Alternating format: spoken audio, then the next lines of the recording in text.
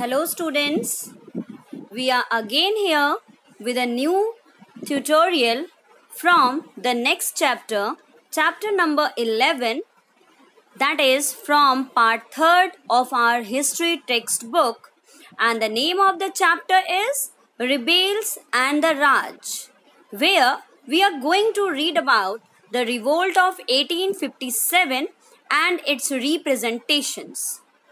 What is the meaning of the word rebels? Rebels actually comes from a word rebellion. Rebellion, which means when a number of people from an area, they raise their voice against the current system or the ruling government, and they are not willing to follow the rules and guidelines of the government. That type of situation is actually called as a rebellion, and the people who are involved in doing such things, they are called as the rebels. The second word is the Raj. Raj here actually means for rule. Now, which rule? The British rule. Yes, in the year 1857, we know that in our country, the Britishers were ruling. And as the rebellion that we are here talking about talks about the rebellion against the British rule or the British Raj. So, the name of the chapter is Rebels and the Raj. So, when, where and how did this revolt start for the first time? Actually, when this revolt was started for the first time, it was not in the shape of a rebellion. It was actually in the shape of a mutiny. Now, what is a mutiny? Actually, mutiny means for when the soldiers of an army totally disagree upon the rules and regulations that they are supposed to follow, and they totally deny to follow them, and they raise their voice against all the regulations that is being followed in the army. That type of situation is called a mutiny. So when this 1857 revolt or rebellion started, the shape of it was actually a Sepoy mutiny. Sepoy means for Sipahi or soldier. Yes, as we can see now, late in the afternoon of 10th May 1857, the Sepoys in the cantonment area of Meerut broke out into mutiny. Actually, there was an Indian soldier in the British Army in the Meerut cantonment area known as Mangal Pandey. He, for the first time, initiated this Sepoy mutiny. Mangal Pandey is a renowned name in Indian history. Even in present scenario, there are some movies also related to 1857 revolt. A movie named Mangal Pandey, starred by Aamir Khan, was also released 3-4 years back, where we can have the whole story of life of Mangal Pandey.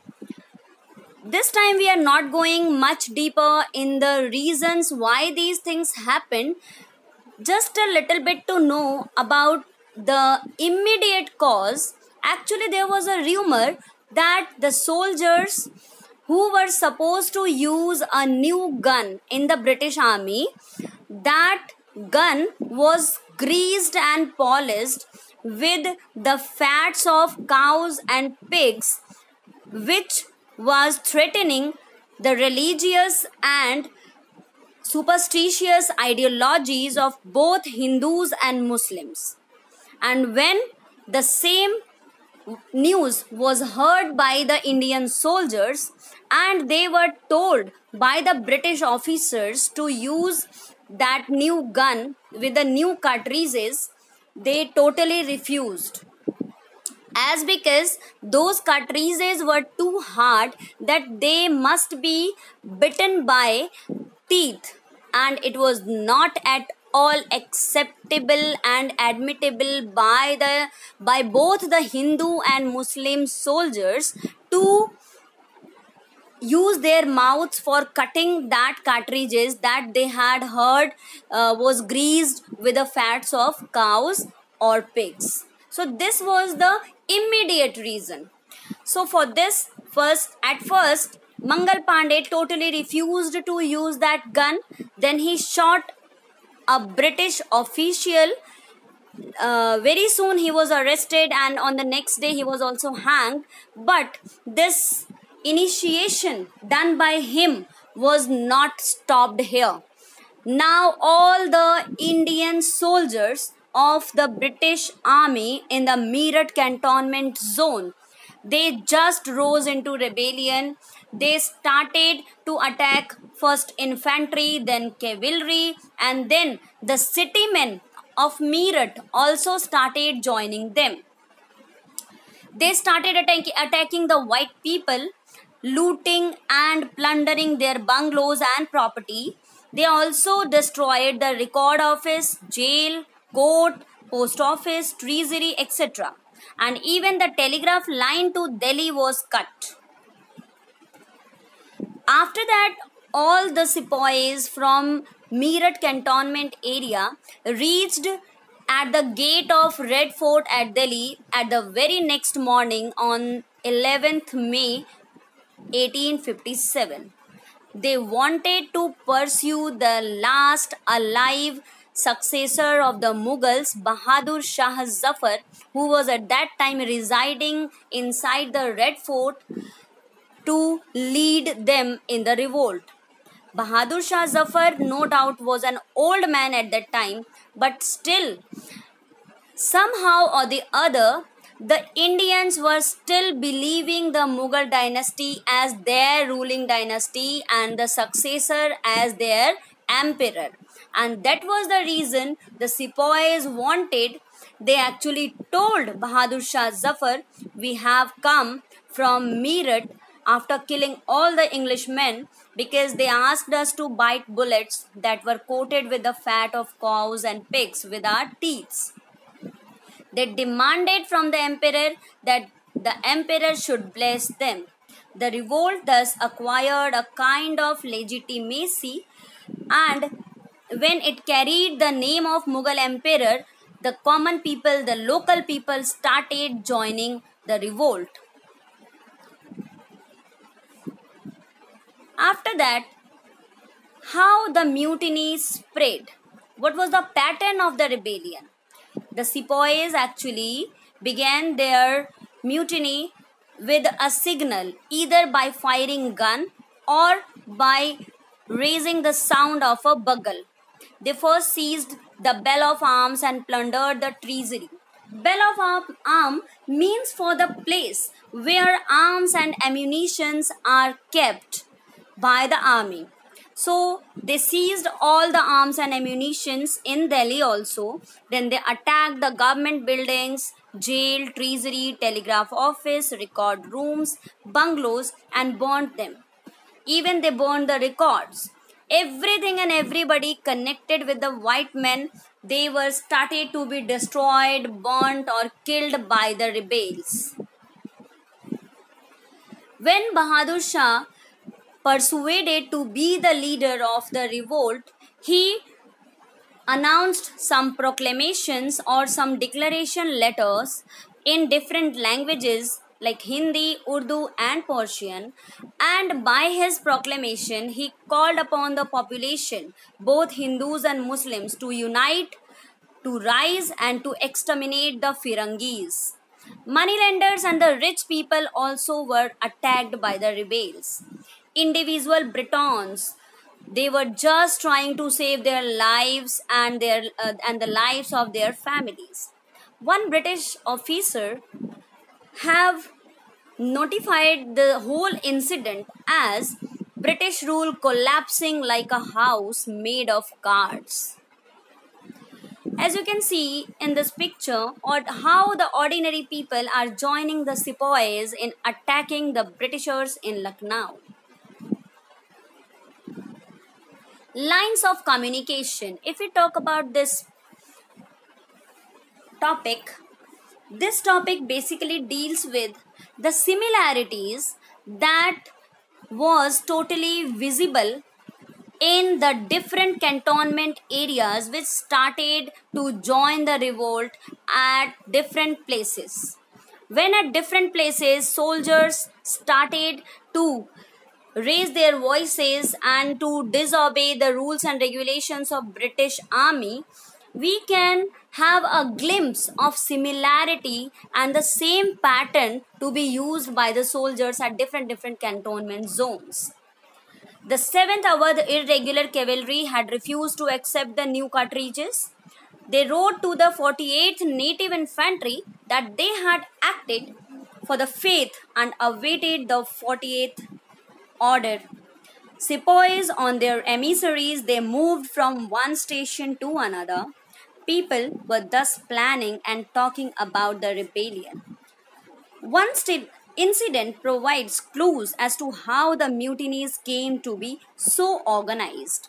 That means after the proclamations given by Bahadur Shah Zafar and followed by the people, there was a unity. Whoever and wherever joined the revolt, they were united. They unanimously were fighting against the Britishers. They were organized. They were following the same system and same pattern to conduct the rebellion. Even Captain Hearsay of Awadh military police had been given protection by his Indian subordinate during the mutiny, as he was also having the danger to be attacked by the rebels. They had killed all their white officers. The military police should also kill or be arrested. The military police refused to do anything.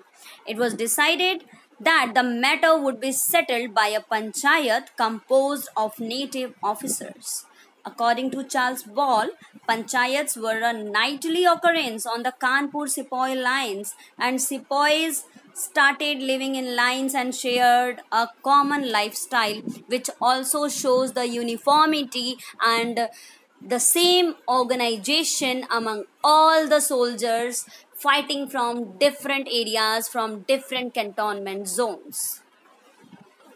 Here are some of the case studies that will deal with the organization with the same system following by the rebellions. There are two different stories from the different people belonging to different backgrounds, and how even after belonging to different backgrounds they were having the same pattern to be following and to be conducting the rebellion.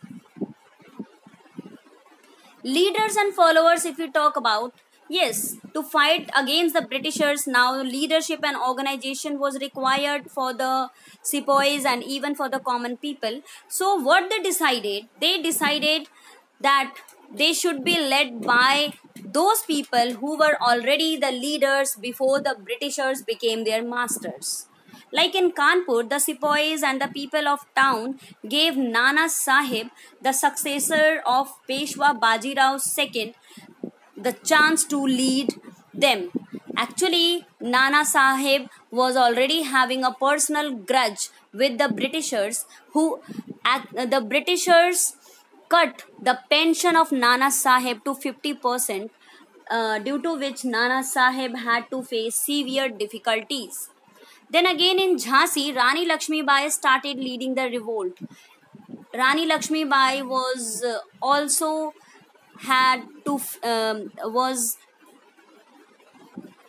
having to face some critical situations due to some of the very repressive policies by the Britishers. Like doctrine of lapse was there, according to which any local ruler not having their own successor or not having their own son, could not make any adopted son as their successor, and in that situation the Britishers would annex that particular territory.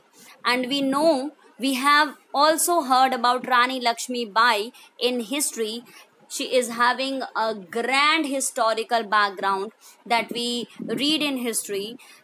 Some of the movies, like a movie Manikarnika starred by Kangana Ranaut, was released last year, and which talks about the whole life of Rani Lakshmi Bai. And as mentioned in history, we know Rani Lakshmi Bai had to lose her husband at a very early age, and after that she adopted a son, but that adopted son was not considered as the successor of her due to the policy of doctrine of lapse. So Rani Lakshmi Bai was also wanting to take revenge from the Britishers, and so she led the 1857 revolt.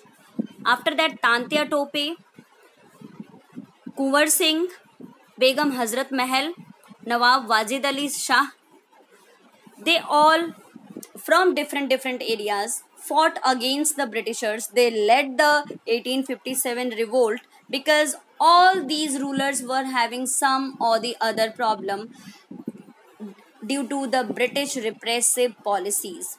If we talk about Wajid Ali Shah, who was the Nawab of Awadh, his kingdom was also annexed by the Britishers on the ground of misgovernance.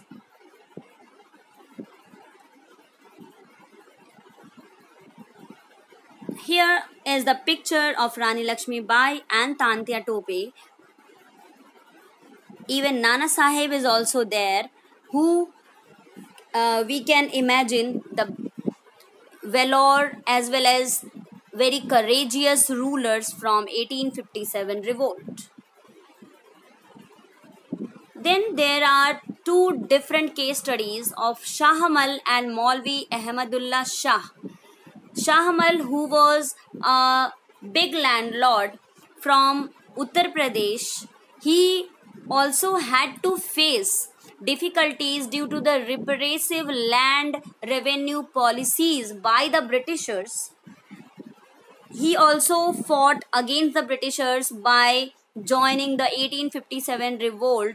He led many artisans and peasants of villages from Uttar Pradesh. Finally, in the month of July 1857, he was killed by the Britishers. And if we talk about Maulvi Ahmadullah Shah, at a very early age, Ahmadullah Shah became a preacher, a religious guru or a Maulvi, and during the revolt of 1857, he used to move from place to place and was making the people aware to join the revolt, to fight for their rights and to be unite against the Britishers. Finally, he was also sent to jail, but ultimately all the efforts of these leaders led the revolt at a very widespread level, at a very large extension, and we can say that most of the northern, eastern and central part of India was joining the 1857 revolt. The next topics will be discussed in the next video very soon. Until and unless, thank you all. Bye bye.